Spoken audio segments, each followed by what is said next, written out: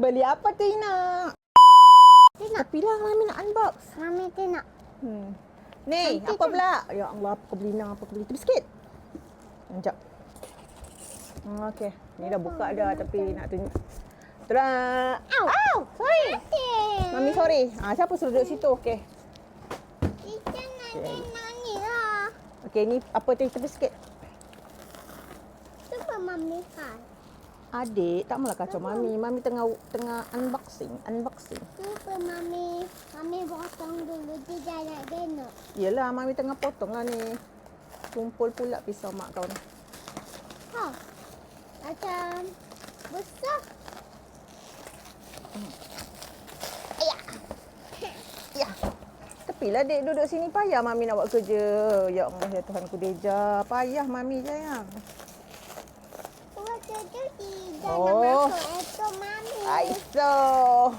Masuk Wah, dia itu, punya Mami. packaging mantap. Bubble wrap dia tebal weh. Ya Allah, Tuhanku tebalnya. Payah nak buka. Dia ada domo. Tapi baguslah kalau dia tebal macam ni kan. So, dia tak rosak. Madi. Mami lah bukan mak. Ni nak beli apa? Mak. Okay, this one. Mami. What? Dia Payah ada ni. domo. Dia jaga gemuk apa? Kurus Mami yang gemuk. Dia ada domo. Banyaknya dia punya wrapping. Ya Allah, penatnya aku nak buka. Astagfirullahaladzim, ya Allah. Berilah kesabaran kepada ketul Ina. Banyak ni macam tu.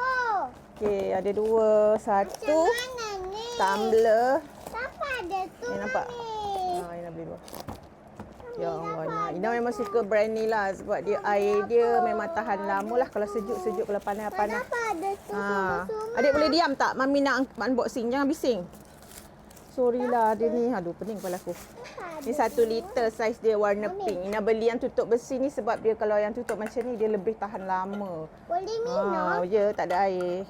Tapi itu untuk Mami. Oh, nenek kebaya lagi satu sama juga tapi Ina beli yang besar. Dia je boleh turun tak? Susah Mami dia je. Boleh? Turun. Ya. Ini yang besar.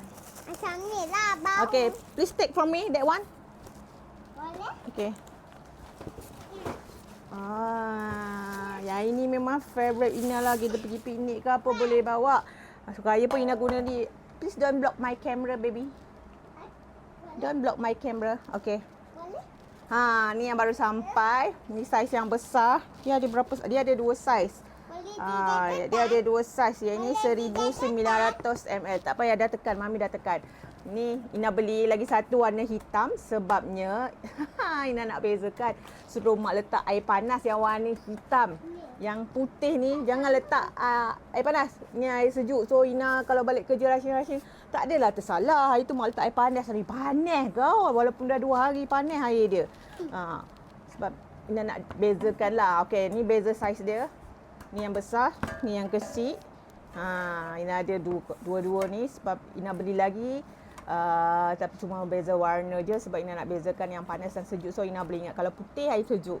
Kalau hitam ni air panas. Jangan salah ambil. Gitu. Adik boleh simpankan balik kat dapur?